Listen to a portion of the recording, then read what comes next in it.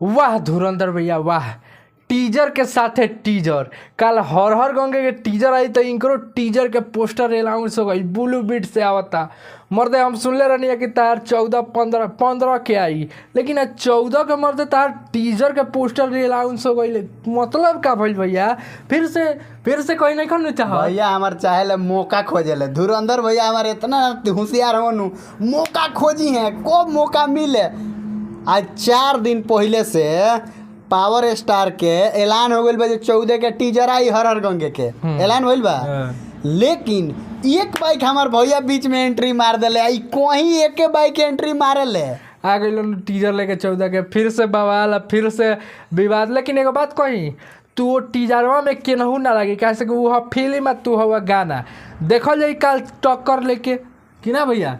बाकी सपना चौहान इनकरा में काम कैले बड़ी, जियो मेरी जान वाला है लागत है कि ना भैया। हाँ। जियो मेरी जान वाला सपना चौहान है एकदम। माने कल एगो और बात बा भैया, इनकर का जाने दिमाग देवे वाला आदमी के इतना माने होशियार बा।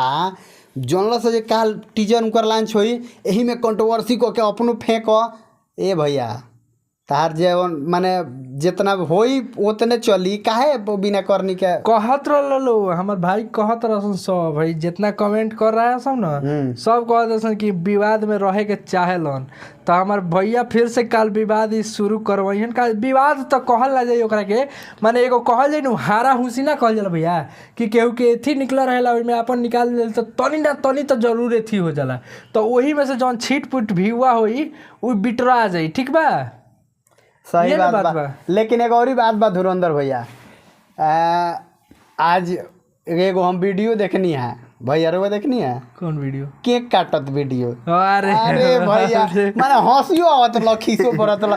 दोसरा के गाना आ दोसरा के गिफ्ट चाही। बताई सोना सिंह के गाना हो, लालका टी शर्ट 5 साल पहले गाई है, आ ओकरा बाद एक जना कहत रहा हमरो के ना देबो कुछ। देखो भैया तारा के कहाई कब जब तू जाके उहाँ उनकरा के गिफ्ट दे दे, एगो फॉर्च्यूनरवा जब उनकरा के देता रह, फॉर्च्यूनरवा उनकरा के दे दे, वो लड़की के दे दो, कह दे जे तुम्हारे गाना से मेरा मतलब एक रथी बना है। कैसे कि ई बात छुपौला से ना छुपी कि उहे उनकरे गन में है। कैसे कि 5 साल पहले ये गाना तू सुन सकत रह, आ तोहरा के विवाद में बाप रे तू किंग आ मर्दे, तू किंग आ सोचेला हो आके लाइव तू मर्दे ऐसन बात बतियाला, किंग तहार दिमाग कर देला कि उनकर गाना हो। जानता नहीं मेन बात बानू चोरी आ सीना जोरी, हमने के सब जना आँखी में लाज लागेला कि ना। पूरा बिहार यूपी का जनता जानता है कि गाना उठाए गा दिया सब। किंग ऐसी माने तनियो ऐसा इंसानियत तो नहीं के हो, सब सामने सब कुछ देखते हुए आप लोग कह रहे हैं कि गाना मेरा है, हमको गिफ्ट दीजिए। ले लो गिफ्ट लेबा भैया, लेकिन छोड़ा लाइव बनी रहा था। बाकी कौन बात नहीं, बाकी ठीक बा।